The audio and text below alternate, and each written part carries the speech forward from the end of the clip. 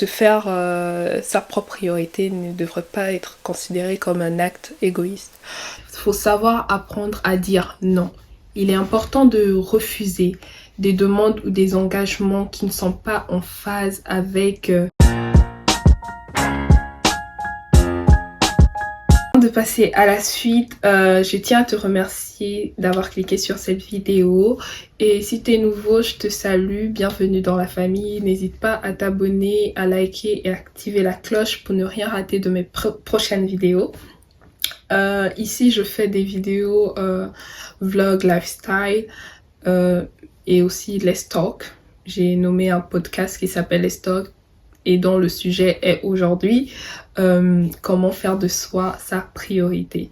Donc je t'invite à t'installer, à prendre quelque chose de confortable ou même un bloc-notes parce que j'ai une longue liste des astuces de comment faire pour faire de soi une priorité.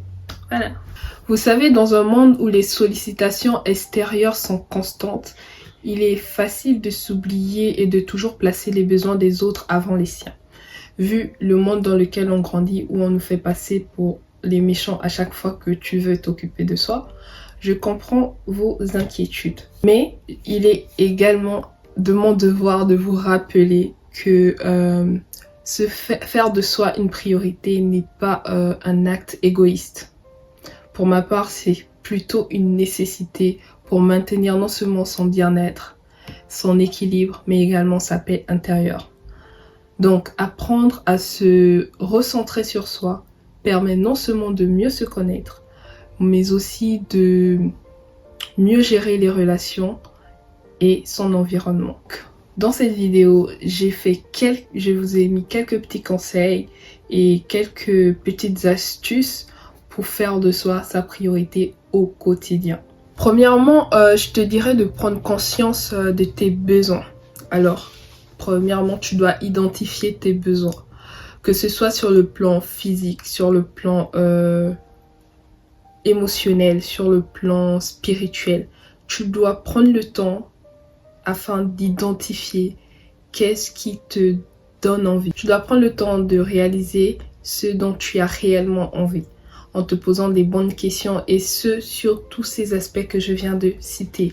Physique, émotionnel et spirituel. C'est très important de faire cette introspection sur soi afin de pouvoir déterminer réellement ce qui te fait te sentir bien et te poser des questions comme quoi, qu'est-ce qui te manque, voilà. Et aussi, petit point, il faut savoir écouter son corps et son esprit. C'est très important. Le corps a des besoins, mais l'esprit en a tout autant besoin également. Savoir identifier ce dont ton corps a besoin, ce dont ton esprit a besoin, c'est très important. Moi, étant chrétienne, je sais comment nourrir mon esprit et je sais également comment nourrir ma chair. La chair, c'est très facile de nourrir la chair. Tu manges et puis voilà, la chair, elle est tellement facile à nourrir. Mais le plus important, c'est réellement l'esprit. Ce qui rentre dans ton esprit, c'est par ça que tu nourris ton esprit. Ce que tu entends chaque jour, ce qui t'entoure et ce qui rentre là-dedans, qui atteint tes neurones, c'est ça qui nourrit ton esprit. Donc, savoir l'alimenter correctement avec des bonnes paroles, avec...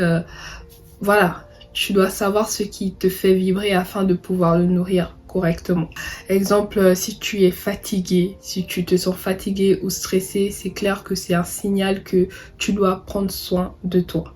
Deuxièmement, il faut fixer les limites. Il faut savoir apprendre à dire non.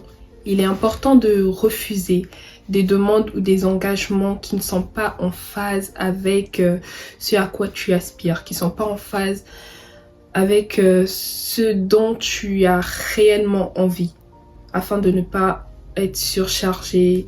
Voilà, il faut protéger ton temps et pour cela, tu dois déplacer le temps pour toi-même, que ce soit pour te reposer. Que ce soit pour te reposer, pour faire une activité ou même tout simplement ne rien faire. C'est très important de prendre du temps pour soi, c'est important pour sa santé mentale. Vraiment prioriser vos limites. Il faut savoir quand c'est non, quand votre corps vous dit stop, quand voilà, faut savoir dire non quand c'est nécessaire. Il faut savoir prioriser du temps pour soi. C'est très important de créer des routines de bien-être.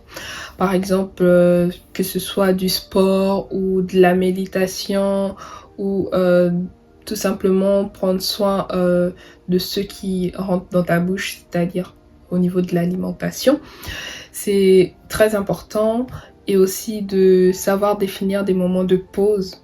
C'est aussi crucial. C'est crucial surtout quand si tu as des journées assez chargées, faut savoir, même si c'est 5 minutes de pause, 5 minutes de méditation, ce sera très bénéfique pour ton bien-être. Faut savoir également cultiver l'estime de soi.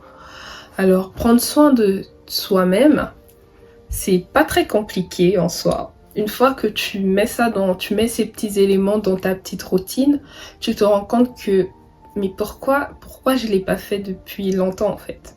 Mais tu sais, il n'est jamais trop tard. Tu peux commencer juste après ces petits conseils. Tu peux commencer dès après, lorsque tu auras terminé cette vidéo. Quand je dis cultiver l'estime de soi, ça inclut à la fois son apparence physique que son apparence intérieure. Alors, faut bien manger, bien sûr. Il faut également dormir suffisamment. Je sais, tu entends très souvent ça, mais c'est très important aussi de prendre soin de son espace personnel. Si tu es quelqu'un de bordélique, essaie franchement d'essayer de ranger un minimum et tu vas voir le bien-être que ça va faire dans ton esprit. C'est quelque chose qui marche pour moi et je pense qui est un peu général, je pense. Mais essaye ça, tu verras et tu me diras en commentaire. Alors le conseil vraiment que je trouve vraiment très important et qui m'a aidé une fois que j'ai réalisé ça, c'est de savoir éliminer les distractions et les influences négatives dans ta vie. C'est très important de réduire les relations toxiques, tout simplement parce que c'est logique qu'ils sont toxiques, ils veulent te tirer vers le fond et c'est pas le but en fait. On est en 2024, on tend vers 2025, on va pas accumuler les mêmes bêtises chaque année. Donc en gros, que ce soit des personnes, des situations ou même des habitudes que toi-même tu as accumulées, il serait nécessaire pour toi dès aujourd'hui de les réduire, de les éliminer, de les faire disparaître de tes routines. C'est très important. Soit, je dirais, soit intentionnel avec tes relations. Entoure-toi des personnes qui te soutiennent, qui te comprennent et qui respectent la démarche que tu as établie pour tes priorités. C'est très important. Je vais terminer en te disant d'apprendre à être bienveillant envers toi-même. Il faut apprendre à cultiver la bienveillance envers soi. C'est très important de lâcher prise sur la perfection parce que c'est épuisant à la longue. Il faut apprendre à accepter des imperfections, à être compatissant envers soi parce que déjà le monde est tellement dur. Si toi tu ne t'autorises pas à être compatissant envers ta personne, à être compatissant sur le fait que oui, des échecs ça existe, mais les réussites aussi ça existe. Et autorise-toi à prendre ton temps parce que chacun évolue à son rythme. C'est pas obligé il y a pas une règle qui est établie comme quoi tu dois marcher à tel âge, tu dois manger à tel âge. Chacun a son processus et il n'est pas nécessaire d'être tout le temps productif à chaque instant pour se sentir valable. Chacun a son rythme. Trouve-toi juste le tien et essaie d'évoluer là-dedans. En adoptant ces habitudes progressivement, je t'assure que non seulement tu vas te reconnecter avec ta personne, tu vas te reconnecter envers toi-même, tu vas renforcer ta confiance en soi et tu vas également avoir un bien-être au quotidien. Et si tu veux en savoir encore plus et tu veux plus d'introspection sur soi, je t'invite à commander ton journal. Je mets le lien juste en barre d'inscription car j'ai fait un journal qui regorge ces différentes questions et ces différents conseils qui vont t'aider au quotidien. Cela demande du temps, bien sûr. Autorise-toi à avoir ce temps parce que c'est un travail sur soi, mais genre à la longue, tu vas te remercier d'avoir commencé plus tôt. Mais en restant engagé bien sûr tu restes engagé envers cette démarche, je t'assure que les résultats se feront profonds et durables. Tu me remercieras. Sur ce, c'est la fin de cette vidéo. Merci de l'avoir regardée jusque là et on se dit à la semaine prochaine pour une nouvelle vidéo. Prenez soin de vous.